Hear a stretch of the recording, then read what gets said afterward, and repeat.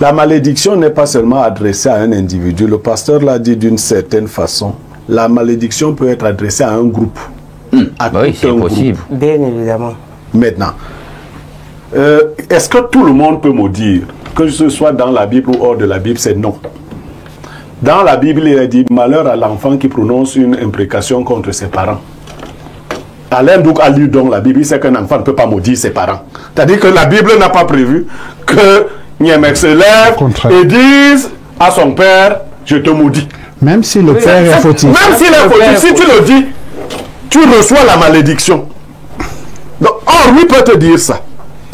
Il y a Papou de Dragage qui envoie un message. Voici ce qu'il dit. Bonjour Espace Mini. Tout un pays peut-il être maudit?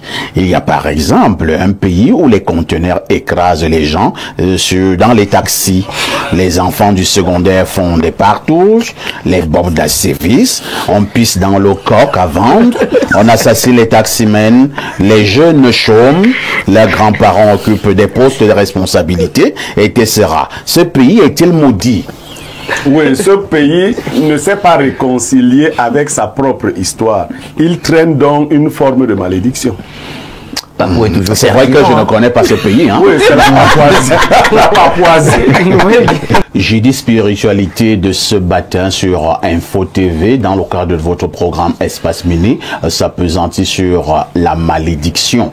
Qu'est-ce qu'on entend par malédiction? Comment se sortir de la malédiction? Comment peut-on d'abord arriver à être maudit? Et ainsi de suite, ainsi de suite. Je commence par passer la parole à Alain Douk. Alain Douk, au moment où nous parlons de la malédiction, j'aime souvent que nous soyons d'abord d'accord au niveau des termes. Qu'entend-on par malédiction? Voilà. Une malédiction, c'est quoi? Vous voyez déjà, le substantif nominal lui-même peut nous permettre de retirer, d'obtenir deux racines. Parce que on a déjà, dans malé, on a mal, et puis il y a diction, dont la racine est dire, dictio. Voilà. Donc, c'est l'action de dire du mal. Et plus communément, lorsqu'on dit dire du mal ici, il s'agit de formuler des imprécations, des souhaits de malheur contre quelqu'un et escompter que cela lui arrive. Donc lorsqu'on parle de malédiction, c'est de ça qu'il s'agit. Je dis du mal de vous et je veux que ce que j'ai dit vous arrive. C'est ça la malédiction. Voilà, c'est ça la malédiction. Alors, est-ce qu'on peut dire du mal à quelqu'un et cela lui arrive? Effectivement. Parce que il faut savoir que il y a dans la parole une puissance. Au commencement était la parole était Dieu et la parole était avec Dieu. Donc il faut toujours tenir compte de cette réalité qui a une charge en réalité qui accompagne la parole et qu'une personne divine est et s'est représentée comme étant la parole. Alors la parole c'est un phénomène vibratoire. Dès qu'on parle de phénomène vibratoire, prenez déjà en ligne de compte qu'on parle donc d'onde, de fréquence. Et dès qu'on parle de fréquence, prenez en compte qu'il y a la dimension auditive de la fréquence. Vous savez qu'avec une fréquence, il y a une musicalité, il y a un bruit qui accompagne, il y a une acoustique. Et avec même la fréquence, prenez même déjà la dimension lumineuse. Vous savez par exemple que la lumière est une onde. Donc il y a ces trois éléments qu'il faut prendre en compte. Alors, il y a donc une énergie qui accompagne la parole et cette énergie peut être créative d'une certaine réalité. Comme initialement, d'après les dispositions bibliques, le Créateur a tout créé, ex nihilo, par la puissance de la parole. Merci. On passe la parole à l'homme d'église sur ce plateau. Maintenant, apôtre, si vous êtes d'accord avec la définition d'Alain Douk, on va évoluer. Maintenant, si vous voulez peut-être la compléter, on peut également vous écouter au niveau de savoir ce qu'on entend par malédiction. Et maintenant, la question que j'ai posée à Alain Douk, je vous pose également la même question. Est-ce que il suffit simplement de proférer des mauvaises paroles contre quelqu'un pour que cela ait de l'effet avec ou sans raison? Je vais juste ajouter de l'eau à son moulin. Oui. Parce qu'il a défini la malédiction étymologiquement. Mais je veux peut-être y ajouter un aspect spirituel qui est en fait une force spirituelle qui tire les choses vers une fin malheureuse. Donc, c'est-à-dire que quelqu'un se retrouve dans une situation où il a l'impression que toute sa force ne suffit pas pour faire pencher dans le bon côté. Et toujours, c'est, n'est-ce pas, de manière récurrente, parfois même génération après génération, des choses arrivent dans un mauvais sens parce que au départ, il a été dit, parce que ça vient de quelque chose qui est prononcé, des implications qui sont prononcées par des personnes d'autorité, ou peut-être parce que des alliances ont été cassées, ont été brisées, qui donnent ainsi des ouvertures pour que certaines personnes disant un certain nombre de choses, cela ait un effet sur le plan physique.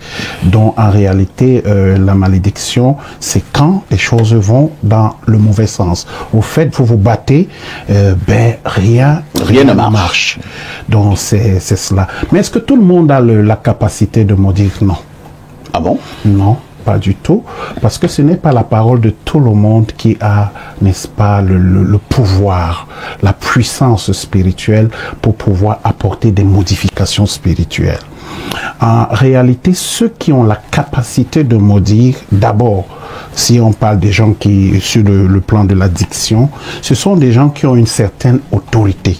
Par exemple, vos parents ont le pouvoir, ça c'est votre père, votre mère, que vous le vouliez, vous soyez grand, vous soyez puissant, votre père et votre mère ont quelque chose d'unique, qu'ils peuvent dire quelque chose sur vous et vous voyez cela arriver. Vous avez les personnes d'un certain âge. Quand certaines personnes qui ont les cheveux blancs, c'est quelque chose de très sacré. Je vois beaucoup de jeunes qui s'amusent avec les gens d'un certain âge. Je dis toujours, vous amusez avec un vieux, vous n'allez pas vivre longtemps. Vous allez faire tout, mais vous n'allez pas vivre longtemps. Il faut faire très attention avec les personnes d'un certain âge. C'est-à-dire que leur faire du mal ou bien leur manquer de respect, les mépriser, c'est comme si vous êtes vous-même en train de convoquer le fait que vous ne devez pas être vieux un jour dans votre vie. Je parle aussi des hommes de Dieu. Quand vous vous amusez avec les hommes de Dieu, que vous le vouliez ou pas, moi je parle de ma propre vie, des gens qui m'ont cravaté, qui m'ont giflé, j'ai rien dit. Mais il leur est arrivé malheur. J'ai rien dit, j'ai pas besoin de dire parce que les lois sont les lois. Et il y a des choses spirituelles qui se mettent en marche quand les lois sont violées. Vous méprisez votre père et votre mère, vous battez votre mère, vous n'allez pas vivre longtemps. Quelque chose va vous arriver. Vous aurez quelque chose de très mauvais qui va vous arriver.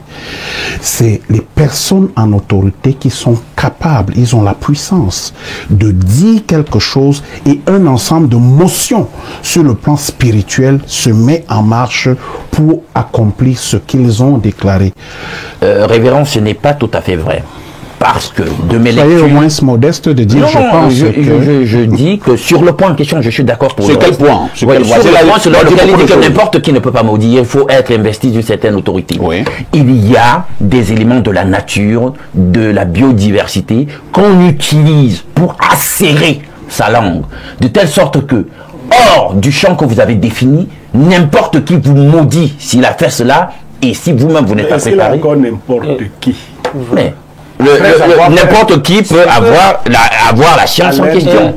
N'importe qui. La connaissance en question, elle est ouverte. Est-ce qu'elle est fermée? Il faut aller la chercher, tout simplement. Il n'a pas forcément à être... N'importe qui. Birio, je m'en tiens aux paroles. Les paroles ont du sens. Oui. Il a dit que les gens qui étaient investis d'autorité, pour le faire, c'est les parents. Est-ce qu'il a donné la liste exhaustive? La liste n'est pas exhaustive. Mais est-ce que n'importe qui peut maudire? À cette question, tu dis quoi? N'importe qui peut maudire s'il connaît ce qu'il fait. Non, mais si tu commences à c'est comme des routes dont tu n'es donc plus n'importe. Alors, le fait de savoir de vous que vous n'êtes pas n'importe. Bien sûr. Bon, d'accord, c'est comme ça que vous voyez. Je dis plutôt ceci. Oui, allons-y, maître. Tu aurais dû dire, tout le monde peut maudire, mais certaines personnes ont la facilité à le faire. Parce que à un certain niveau, ils sont plus élevés que d'autres. Non, ce n'est pas ma pensée.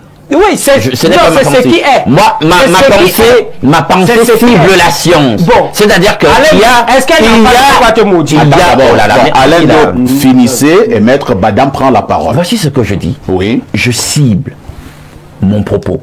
Je dis que si vous avez une certaine science, quel que soit votre âge, quel que soit votre niveau social, si vous avez la connaissance en question, qu'on peut acérer la langue, en réalité, la rendre, je sais pas moi, comme qui dirait, si je dois utiliser les terminologies bibliques ou chrétiennes, la rendre prophétique. Il y a des éléments de la nature avec lesquels on acère la langue pour que lorsque vous parlez, monsieur, ça se passe tel que vous l'avez compris. Voilà. Pierre Blériot, Niamey, je vous ai vu ne pas être d'accord avec un aspect du raisonnement de Maître Badam tout à l'heure, lorsqu'il faisait comprendre, je vais le paraphraser, que si quelqu'un décide de vous maudire, alors que vous ne lui avez rien fait de mal, cette malédiction-là ne marchera pas. Bon, ok, vraiment, nous parlons d'un thème très technique. Chacun prend un aspect, forcément, moi aussi je prendrai qu'un aspect, mais revenons au niveau de la malédiction. Oui.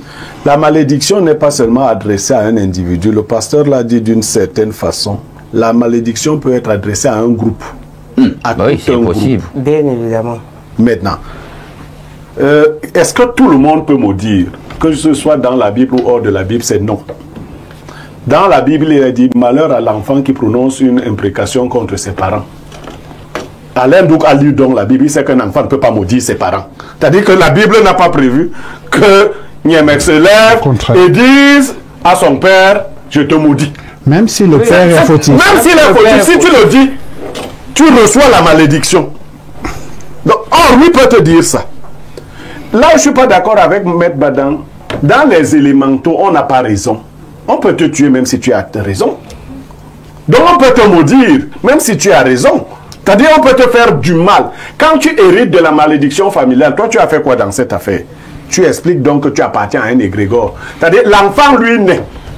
La Bible dit, là toi tu n'es peut-être pas de la Bible en romain, quoi que les enfants n'eussent fait ni bien ni mal, il fut dit à leurs parents, l'aîné sera assujetti au plus jeune, afin que le dessein d'élection de Dieu subsista sans dépendre de la volonté des hommes, mais de celui qui appelle. C'est-à-dire que toi tu nais. On a l'histoire qu'on raconte là, Ésaü et Jacob. Tout ce qui va se passer par la suite avait déjà été conçu ainsi. Ésaü les enfants n'avaient fait ni bien ni mal. Là je parle aux gens de Alain dont lui a lu la Bible. Bien que les enfants n'eussent fait ni bien ni mal, il fut dit à leurs parents, l'aîné sera soumis au plus jeune. Donc l'aîné est né avec la malédiction, que son cadet allait être son chef. Je passe là-bas. Revenons maintenant à comment fonctionne la malédiction. Quelqu'un a indiqué ici qu'il s'agissait d'une vibration. Comment on se met au-dessus d'une malédiction? Parfois, ici, vous qui travaillez dans les médias, les radios et autres, vous savez que c'est les ondes, non? Tout à fait. Chaque radio a une fréquence, n'est-ce pas, qu'elle peut couvrir. Pour ne plus être couvert, qu'est-ce que vous faites? Vous allez en dehors du champ magnétique de ce média, n'est-ce pas? Tout à fait. Celui qui vous maudit a un pouvoir particulier, une vibration particulière. Chez nous, chez moi les Bassa, si un jeune maudit les bonbons, il peut en mourir du coup. C'est-à-dire si tu ouvres ta bouche, parce qu'on appelle les gens qui ne sont pas bonbons, comme des impuissants, quoi, comme ceux qui ne sont pas hommes. Tu te lèves donc, tu trouves une série de bonbons cassés, parce qu'ils t'ont énervé, ils ont tort. Tu prononces des paroles. Pourquoi tu peux en mourir? Parce que les paroles que tu envoies ont une certaine vibration qui va atteindre ces gens-là. Tu vois le sac qu'ils ont. Il y a donc des choses chargées là. Ces paroles vont trouver de l'obstacle qui va se transformer Retour à l'expéditeur.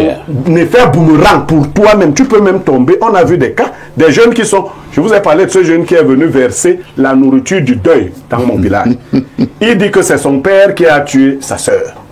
Le village, il se met donc au moment de la collation à verser la nourriture au sol. En versant la nourriture, le mbongo a brûlé un bonbon aveugle. Le bonbon dit, qu'est-ce que j'entends? Qu'est-ce qui me touche là? On lui dit, c'est le fils de tel qui est en train de verser renverser la nourriture. Et le mbongo là a dit, nous reviendrons manger ici. Incroyable. Le jeune, il avait peut-être raison que son père avait tué sa soeur. 2 semaines après, on était au deuil de ce jeune-là, dans le même village. Et là, il y avait le calme. Ses autres soeurs, sa mère, étaient là. Mais en réalité, est-ce que ça allait bien? Non, on n'est pas en train de voir si c'est bien ou si c'est mal. Ça, c'est un jugement de valeur. Donc, ils sont violents. Non, on est venu ici à Boumiébel. Je peux même citer le nom de la famille. C'est pas important. Donc, On revient donc sur la malédiction. Tout à fait. Si vous vous mettez, un parent peut décider de te maudire, un voisin peut décider, un oncle peut décider de te maudire. Mais si l'oncle a le malheur de trouver que ton niveau d'élévation spirituelle est au-dessus de son taux vibratoire, ces paroles vont passer comme du vent, tout en bas. Parce que toi, tu es placé à une dimension plus élevée. Tu n'as même pas besoin de lui dire que ça ne fonctionnera pas. Parce que les gens croient... Bon, maintenant, il y a une autre façon naturelle. Quelqu'un peut t'envoyer des imprécations. Ils ont utilisé ce mot. Ça veut dire des paroles de malédiction. Sur le coup, comme parole contre parole, tu lui dis que ces paroles que tu dis là n'auront aucun effet sur moi.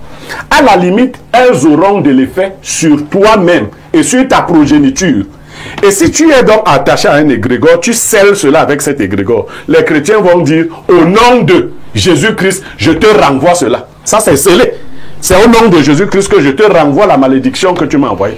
Les mystiques vont dire, tu vas trouver par exemple un mystique qui est avec ses pentacles autour de lui. Il va donc dire à son pentacle que, bon, ok, prends ça, tu lui envoies ça suffisamment.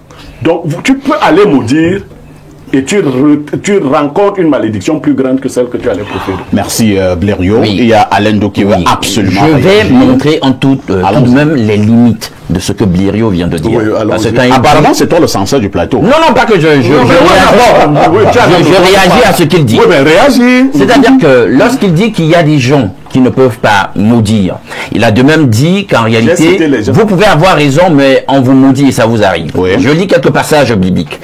Comme l'oiseau s'échappe, comme l'hirondelle s'envole, ainsi la malédiction, sans cause, n'a point d'effet. Ça, c'est Proverbe 26, 2. Déjà, ça met un tout petit peu en mal, un des aspects. La malédiction sans cause n'a pas d'effet. Voilà, sans raison. Si on vous maudit sans... Mais Blériot a quand même dit qu'on peut vous maudire, vous avez raison, ça vous arrive. La Bible, quand même, à un certain niveau, dit non, il faut faire monde de réserve, ça ne fonctionne pas comme ça tout le temps. Tu as lu la Bible là, c'est pas ce verset. C'est Proverbe 26, 2. Je continue. Il y a d'autres versets qui disent qu'on ne peut pas maudire ce que Dieu a béni. Il faut qu'on soit clair, c'est écrit. On peut lire ces passages. Oui. Pour dire que quoi? Vous savez, vous pouvez avoir un enfant. Ici, vous ne savez pas de quel bois il est fait. S'il est prophète, bien qu'il soit votre enfant, monsieur, il vous maudit, vous le parent, ça va vous arriver, monsieur. Parce qu'il y a une charge qui l'accompagne. As-tu lu dans la Bible que l'enfant qui maudit son père est maudit? Non, je ne veux pas maintenant les cas exceptionnels.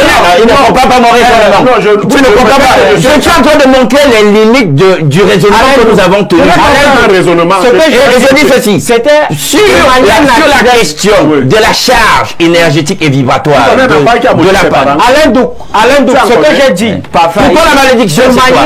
Naturelle. De manière la malédiction. Il y a ce qu'on appelle l'égrégore naturel. Oui. L'égrégore, l'analyse que j'ai faite ici, c'était de manière naturelle. Nous ne sommes pas entrés en profondeur. Ce qu'on appelle l'égrégore naturel, ton premier égrégore, c'est l'égrégore familial. Et la tête de liste, ce sont tes parents. Tu ne peux jamais mourir tes parents. Ça d'abord, je ne suis pas. Que tu sois prophète ou pas. Je dis ceci. Je ne suis pas d'abord d'accord. Et je l'ai toujours dit sur ce plateau. Non. Avec les terminologies que vous utilisez pour distraire les gens. La plupart du temps, dans les mystères, quand on utilise égrégore, ça fait trop sensationnel. On comprend étymologiquement ce que ça veut dire, mais ils ont instrumentalisé cela pour faire croire qu'en parlant de Jésus-Christ comme étant égrégore, ça déniait son existence historique. Pourtant, c'est pas le cas. Moi, ça ne m'impressionne pas parce que je connais ces choses. D'accord? Maintenant, je dis ceci. Je suis en train de montrer pour chacun de nous quelles peuvent être les exceptions, les limites du raisonnement que nous adoptons. Monsieur, vous pouvez avoir l'enfant et vous ne connaissez pas de quel bois il est fait. Mais maudire, c'est quoi? C'est dire du mal. De son parent. Merci. Est-ce que la malédiction ne s'arrête pas seulement aux parents? Vous n'avez pas la parole. Vous avez beaucoup parlé ici. L'apôtre sur le plateau n'est pas là pour le décor et il veut absolument rebondir. Il y a un débat qui est né. C'est-à-dire, est-ce qu'un enfant bon, c'est pas ça la question. Nous sommes sur un point bien précis. Est-ce que toute malédiction peut marcher avec ou sans raison? Voilà pourquoi je prends un exemple. Moi, je n'ai rien fait à mon père. Voilà. Mais il décide un beau matin que je vais maudire ici. Pour rien que cette malédiction-là peut donner. Blériot dit oui. Moi, j'ai nuancé. Voilà, parce que la Bible dit... Prête-moi une minute chez lui. Prête-moi une minute. ici, il y a deux façons ou plusieurs façons de maudire. Oui. Ton père peut être un type simple qui dit ses paroles et laisse la nature faire ou laisse les autres faire. Ton père peut être quelqu'un de compliqué. Ses paroles ne se limitent pas à ce qu'il a dit, il appartient peut-être à un groupe. Il te dit de jour, voici ce qui va t'arriver. Mais de nuit, il s'organise avec son groupe. Disons, c'est un sorcier. Voilà. Donc, ne te dis pas, comme tu n'as pas raison, comme tu as raison et autres. Moi, je connaissais un papa, quand sa femme lui manquait de respect en journée, il lui disait que tu vas voir dans la nuit. Merci. Et dans la nuit, il tapait sur les genoux de sa femme. Merci. Apôtre, allons-y. Donc, ce que je veux dire, ils sont en train de donner des cas spécifiques, oui, n'est-ce pas, dans les questions de la malédiction. Mais il faut comprendre que la malédiction marche sur un rail. Il faut faire très attention. Et le rail, c'est un ensemble de lois, un ensemble d'accords qui ont été faits avant. Ça veut dire que vous passez une limite qui n'est pas la vôtre. Prenons l'exemple de votre famille. On dit, vous ne mariez pas les filles, les ancêtres sont réunis. On a dit, le village qui est là, c'est notre... N'épousez pas les filles. Voilà. Alors, que vous soyez n'importe qui, quand vous traversez cela, vous avez brisé cet interdit. Vous avez brisé cet interdit, vous avez brisé cette loi. Et là, maintenant, certaines choses peuvent vous arriver. On peut dire, et je dis n'importe qui, par exemple, de la famille adverse, peut dire, puisque tu l'as fait, tu vas voir. Il dit, tu vas voir. Parce que au début, lorsqu'il y a eu des accords, lorsqu'il y a une loi, la loi camerounaise, quand il y a une offense, on dit même d'après la loi, le code pénal, les sentences. C'est-à-dire, telle personne qui fera telle chose, voici ce qui pourrait arriver. Très bien. Et, n'est-ce pas, sur le plan spirituel, ça constitue des rails par lesquels un certain nombre de choses peuvent arriver. Je veux dire que cela arrive dans le cadre même d'une famille. Vous êtes membre d'une famille, mais vous n'êtes pas au courant d'un certain nombre de lois, un certain nombre d'accords, un certain nombre de limites. Et puis vous les traversez et tout de suite vous êtes exposé. On vous dit une malédiction, ça marche. Mais lorsqu'il n'y a pas de cause, lorsqu'il n'y a pas d'offense, ce rail n'existe plus. Et puis, vous êtes réfractaire à la malédiction. Bonjour à vous sur le plateau. Belle émission. Quelqu'un peut me dire si dans un couple, un conjoint peut maudire l'autre. Gérard de Monti. Tu as envie de régler un problème. Sa femme l'a maudit. Ou bien c'est lui qui vous maudit sa femme. Alors, mais c'est une question quand même importante. Il y a des choses qu'on prend pour des malédictions alors qu'elles ne le sont pas. Si par exemple vous avez un mari qui rentre tard dans la nuit, toujours sous, et vous lui dites que tes rentrées là peuvent te coûter cher, peut t'agresser, te coûter cher un jour, mais vous lui dites ce qui est dans l'ordre naturel. Si ça lui arrive, on dira que c'est vous qui lui avez souhaité ce mal-là. Dans ce sens-là, oui. Je conclue rapidement. On dit aux femmes de ne pas prononcer des paroles graves vis-à-vis de leur mari en public. Parce qu'effectivement, étant une même chair, si ta femme te dit quelque chose, une femme avait répondu, on parle de ce rituel, une femme avait dit à son mari que tu ne me sers même à rien. Le même soir, l'ange de la mort est passé prendre son mari. Oh là là. Oui, c'est-à-dire qu'il y a donc d'autres esprits qui captent ce qu'on appelle les paroles perdues. C'est-à-dire, dans le coup de la colère, tu dis à ton enfant, tu ne seras rien, alors que le parent même ne le pense pas. Mais il y a un esprit qui capte cette parole et met cela en exécution. Bonjour à vous. Est-ce qu'une femme a le pouvoir de maudire son enfant? C'est Mireille depuis Eboaloa. Plus grave même encore. La malédiction de la maman est plus grave que celle du papa. Apparemment, tu veux maudire ton enfant. Non, mais ne t'en Mais nous te décourageons. Pierre Blaireau, je vous repasse la parole. Hein. On évolue un peu. On a parlé là principalement de la malédiction des individus. C'est-à-dire un individu peut être maudit par qui, par tel, ainsi de suite. Vous avez commencé, ou bien quelqu'un d'autre sur ce plateau l'a évoqué. Il y a également des malédictions apparemment des groupes. C'est-à-dire, je prends un exemple. Vous avez une famille, toute une famille, vous avez la nette impression que rien ne marche. Les filles ne vont pas en mariage, les gens ne travaillent pas, on ne part pas à l'école, celui qui est le plus diplômé a le BEPC, et ça date il y a de 15 ans, ainsi de suite, il y a des morts précoces. Est-ce que pour ce genre de malédiction-là, qu'est-ce que nous pouvons nous dire? Est-ce qu'on peut maudire une famille? Ou alors est-ce qu'on peut maudire tout un village? je vais aller plus loin. On peut maudire une famille, un village, on peut même maudire le sol de tout un village. Incroyable. C'est-à-dire au-delà des individus. On peut même dire que votre sol ne... La Bible s'ouvre par ça. La Bible s'ouvre par une malédiction du sol. Dieu dit que il maudit le fruit de votre travail. La terre vous produira des ronces et des épines. C'est-à-dire on peut maudire toute une génération. Et que dit encore? Parce qu'aujourd'hui j'essaie d'être très chrétien. Pourquoi dites-vous ce vieux proverbe en Israël? Les pères ont mangé les raisins verts et les dents des enfants ont été agacées. Vous n'aurez plus à dire, c'est l'âme qui pêche qui mourra, on va continuer. Parfait ici. Votre famille, vos aïeux peuvent avoir commis une chose abominable. Si abominable qu'un autre groupe se soit prononcé contre votre ancêtre éponyme. C'est-à-dire que on découvre quelque chose de gravissime et on prononce celui qui a fondé au départ la famille. On dit que ta génération là va porter ce karma. Ça va s'appliquer, sauf que il y a un hiatus. Quelques individus, s'ils en prennent conscience, peuvent mener des activités spirituelles visant à les sortir individuellement de la malédiction du groupe. Quelqu'un vous a parlé du karma. Il y a des choses telles que si le rituel de lavement, ce qu'on appelle un rituel de sanation, n'est pas suffisamment profond, votre village peut être maudit jusqu'à des générations terribles. On dit que là-bas, et la Bible a un autre exemple.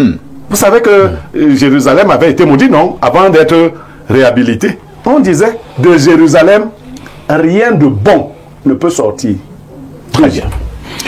Non, pas Jérusalem, Nazareth. de Nazareth, pardon. Merci. Et à Papou de Dragage qui envoie un message, voici ce qu'il dit. Bonjour Espace Mini, tout un pays peut-il être maudit? Il y a par exemple un pays où les conteneurs écrasent les gens dans les taxis. Les enfants du secondaire font des partouches, les bordas sévissent, on pisse dans le coq à vendre, on assassine les taximens, les jeunes chôment, leurs grands-parents occupent des postes de responsabilité, etc. Ce pays est-il maudit? Oui, ce pays ne s'est pas réconcilié avec sa propre histoire. Il traîne donc une forme de malédiction. C'est vrai que je ne connais pas ce pays. Hein? Oui, c'est la Papouasie. La Papouasie. Apôtre, nous nous acheminons vers la fin de ce programme, hein, parlant toujours de malédiction. Est-ce qu'on peut se protéger contre une malédiction? Le meilleur moyen de se protéger, d'abord, il ne faut pas être sous une malédiction. Ouais. D'abord, évitons d'abord. Lorsque vous n'êtes pas sous une malédiction, vous vous préservez de la malédiction en marchant d'une manière pure, en évitant les offenses, en ne brisant pas des lois et des alliances. Il y a un certain nombre d'alliances, la malédiction a toujours à voir avec les alliances, avec des lois. Il ne s'agit pas ici parfois de l'offense simple. Vous faites quelque chose, il vous arrive tout de suite les conséquences de cela. Mais la plupart du temps, ça a lien avec les générations, avec votre famille, votre postérité. Certaines choses viennent derrière. Il faut que chacun s'assure, quand il commence à sentir que quelque chose ne va pas dans sa vie, je n'évolue pas, ma soeur n'a pas évolué, mon frère... on commence à se poser des questions. On se marie pas, on a essayé d'aller, ça ne va pas, et puis, c'est en ce moment qu'on se pose la question, on essaye d'étudier la situation avec, n'est-ce pas, des hommes de Dieu, n'est-ce pas, on approche des hommes de Dieu qui sont capables de diagnostiquer que, en réalité, il y a une malédiction active dans la vie de quelqu'un. Je vais vous poser une question, hein, parce que habituellement, nous le disons souvent, certainement vous avez suivi cette phrase, la bouche qui bénit ne maudit pas. Oui, c'est l'idéal, mais ce n'est pas toujours comme ça que ça marche. Je vais prendre un exemple. Chez nous, les petits, je vous relance d'une manière ou d'une autre, hein, on dit que les hommes-là, détenteurs naturellement du pouvoir traditionnel, ils bénissent. Mais c'est eux qui maudissent aussi. Un homme-là qui maudit aussi, est-ce qu'il n'est pas en train de briser un interdit? Vous savez, parfois les hommes spirituels sont comme des porte-paroles d'un certain nombre de choses et des personnes qui voient parfois dans le monde spirituel. C'est-à-dire qu'ils sont capables de percevoir votre avenir et ils annoncent cela. La malédiction n'est pas toujours perçue comme quelque chose qu'on dit, c'est parfois quelque chose qu'on voit. Elles sont répondables à oui, je suis en train de dire que lorsque quelqu'un dit ce qu'on dit, une malédiction, et je veux dire que nos sociétés sont gardées par les personnes d'autorité. Il y a toutes les sociétés, les familles ont des portes, et il y a ce qu'on appelle les gardiens assis aux portes. Ça veut dire que si quelque chose vient menacer l'équilibre d'une famille, les personnes en autorité ont même le devoir de pouvoir réprimer. C'est en ce moment que la malédiction prend, n'est-ce pas, tout son sens ici. Pierre Bleuring-Mec, est-ce que la bouche qui bénit doit aussi maudire? Pas doit.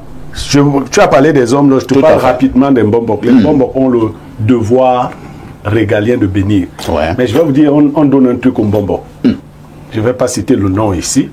Qui leur donne le pouvoir de tuer jusqu'à 9 personnes. Pendant l'exercice de ses fonctions. Il a le pouvoir de tuer jusqu'à 9 personnes. S'il tue la 10e, lui-même meurt. Et son Mbombok doit l'avoir tué? Oui, il peut arriver que le Mbombok soit... Je parle de la tradition, je ne parle pas de leurs affaires. Mais un Mbombok qui tue est dangereux. Non. Quand je te prends un exemple, nous on a vu un jeune homme qui a violé sa mère au village.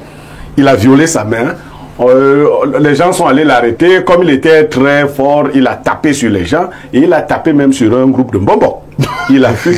Alors on a dit, on fait quoi de cet enfant? Et vous avez décidé de le tuer? On l'a mangé, simplement. Est-ce que ça alors? Et là, non, chaque Mbombok met juste un peu pour que ça ne retombe pas sur lui. Dans chaque Mbombok met un peu de poison. Mais, non, oui. Donc il peut arriver qu'un homme lourd estime que cet enfant, ce monsieur, cette dame, a fait quelque chose d'irréparable. Et ça, c'est pour éviter dans votre propre famille que ça aille plus loin.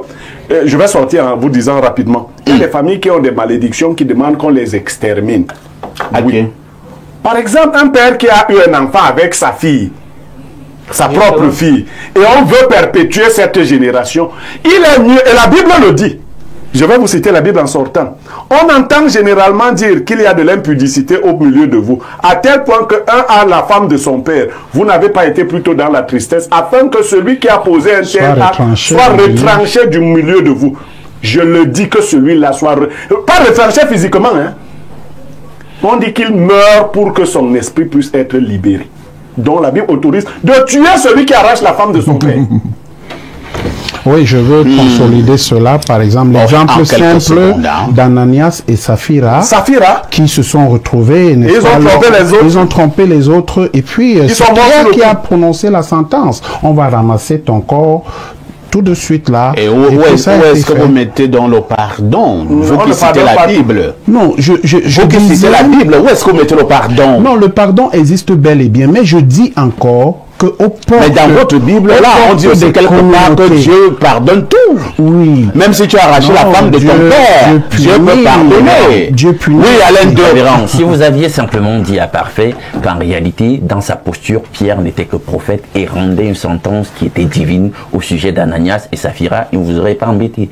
En fait, c'est pas lui. Il dit, le Saint-Esprit communique que voilà ce qui va t'arriver par rapport à ce que tu as fait. Merci. Bien, maintenant, moi, j'aimerais chuter. Vous avez dans l'évangile Jésus qui maudit un figuier. Parce que tu as posé la question tout à l'heure de savoir, qu'est-ce qu'on fait, voilà, pour ne pas... La bouche qui bénit, est-ce qu'elle doit encore me maudire? Voilà. L'idéal pour Dieu, c'est que nous tous nous soyons bénis.